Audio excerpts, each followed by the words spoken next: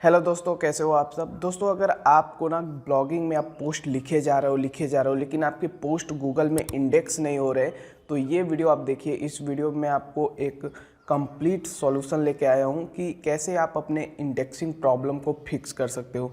देखो यार, जब भी कोई ब्लॉगिंग कर रहा है, अगर उसके पोस्ट गूगल में इंडेक्स ही नहीं हो रहे हैं तो फिर ब्लॉगिंग करने का कोई बेनिफिट उसे नहीं मिल रहा है। तो मेजरली देखो, दो प्रॉब्लम होती है जिनकी वजह से आपकी वेबसाइट के जो पोस्ट होते हैं वो गूगल में जल्दी से इंडेक्स नहीं होते हैं। सबसे पहली प्रॉब्लम ये होती है कि आपकी वेबसाइट नई है। अगर आपकी वेबसाइट न्यू है तो आपको इंडेक्सिंग में प्रॉब्लम हो सकती है। दूसरा प्रॉब्लम ये होता है कि आप जो पोस्ट लिख रहे हो वो काफ़ी डिले करके लिख रहे हो। जैसे एक पोस्ट आज आपने लिखा, उसके बाद एक पोस्ट आपने एक हफ्ते बाद या 10 दिन बाद लिखा, तो इस केस में भी आपको इंडेक्सिंग की प्रॉब्लम हो सकती है। देखो, मेजरली ये दो प्रॉब्लम होती हैं जिससे इंडेक्सिंग इशू होता है, और इसे कैसे आप फिक्स कर सकते हो ये चलिए अब जानते हैं। देखिए, अगर आपको इसे फिक्स करना है तो सबसे पहले आपको फ्रिक्वेंटली पोस्ट करना होगा। और जैसे कि आप फ्रिक्वेंटली जब पोस्ट करते हो तो इससे क्या बेनिफिट होता है, गूगल को समझ में आ जाता है कि ये पोस्ट पर डे यहाँ पे आर्टिकल डाल रहा है, इतने आर्टिकल डाल रहा है। तो गूगल के जो क्राउलर होते हैं वो एक्टिव होते हैं और आपकी वेबसाइट पे वो विजिट करते हैं, जिससे आपके पोस्ट फटाफट इंडेक्स होते हैं। तो सबसे पहले क्या करना है, आपको फ्रिक्वेंटली पोस्ट लिखना है, ज़्यादा आपको डिले नहीं करना है। उसके बाद आपको क्या करना है, आपको इंटरनल लिंकिंग करना है। अब इंटरनल लिंकिंग कैसे करना है, जैसे मान लेते हैं आपने पोस्ट बहुत सारे अपनी वेबसाइट पे लिखे हैं, तो कोई ना कोई पोस्ट ऐसा होगा जो इंडेक्स होगा, गूगल में रैंक कर रहा होगा। तो अगर उस पोस्ट को आप अपने नए वाले पोस्ट के अंदर इंटरनल लिंक कर रहे हो उसे, तो आपका जो नया वाला पोस्ट है वो भी इंडेक्स हो जाएगा और वो भी हो सकता है गूगल में रैंक भी हो जाए। तो इंटरनल लिंकिंग इंडेक्सिंग इशू को फिक्स करने के लिए सबसे अच्छा तरीका है। फिर आपको अगला तरीका क्या अपनाना है कि आपको गूगल सर्च कंसोल के अंदर अपनी साइट मैप को सबमिट करना है। और सबमिट किए हैं ऑलरेडी आपने, तो ये देखना है कि साइट मैप में कोई एरर तो नहीं है, आपके नए पोस्ट का जो आप लिख रहे हो वो साइट मैप में अभी इंडेक्स है कि नहीं, ये सारी चीज़ें चेक करनी है। और अगर आपको साइट मैप में इशू आ रहा है तो आपको यहाँ पे फिर से साइट मैप को सबमिट करना होता है। अगर आप वर्डप्रेस यूजर हो तो रैंक मैथ आपको फ्री में साइट मैप जनरेट कर देता है। उसे उठाइए, उसके यूआरएल को, साइट मैप के यूआरएल को, और गूगल सर्च कंसोल में सबमिट कर दीजिए। और गूगल सर्च कंसोल में आप जब जाओगे तो वहाँ पे जो पोस्ट आपके इंडेक्स नहीं हो रहे हैं उस पोस्ट का यूआरएल आप सबमिट डालो, और रिक्वेस्ट इंडेक्सिंग वाला टूल जो है गूगल सर्च कंसोल के अंदर उसे आप यूज करिए।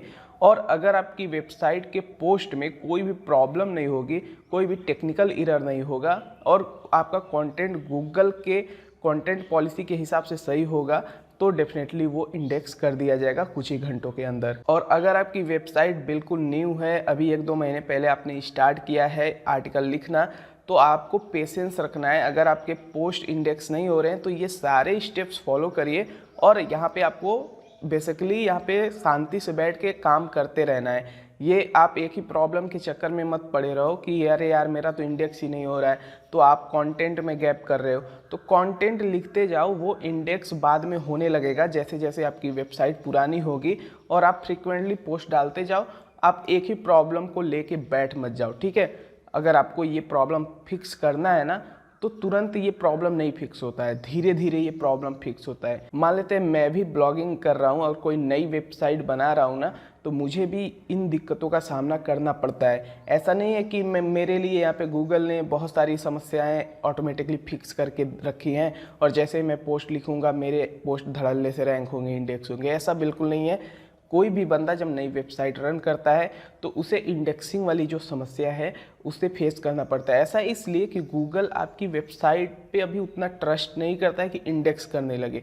जब धीरे धीरे आपकी वेबसाइट पे कंटेंट जाएगा और गूगल देखेगा, ट्रस्ट करने लगेगा आपके पोस्ट पे, तो वो विद इन जैसे ही आप पोस्ट पब्लिश करोगे 4 से 5 मिनट में, 10 मिनट में ही आपके पोस्ट इंडेक्स हो जाएंगे, गूगल में रैंक हो जाएंगे।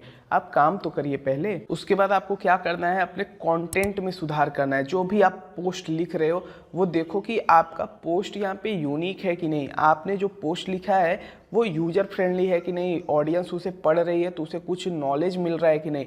अगर आप केवल अपने वेबसाइट पे कंटेंट भरने के लिए पोस्ट लिख रहे हो तो बेसिकली यहाँ पे इंडेक्सिंग में प्रॉब्लम होगी। आप ये देखो कि यूजर की क्वेरी को आप सॉल्व कर रहे हो और वो जो कंटेंट लिख रहे हो वो फ्रेश है कि नहीं। बहुत से लोगों ने अगर एक ही टॉपिक पे काम किया है, गूगल के पास यहाँ पे हज़ारों लाखों पोस्ट पड़े हुए हैं उस टॉपिक से रिलेटेड, फिर आप उसी टॉपिक पे लिख रहे हो, तो डेफिनेटली आपको इंडेक्सिंग में प्रॉब्लम फेस करना पड़ेगा।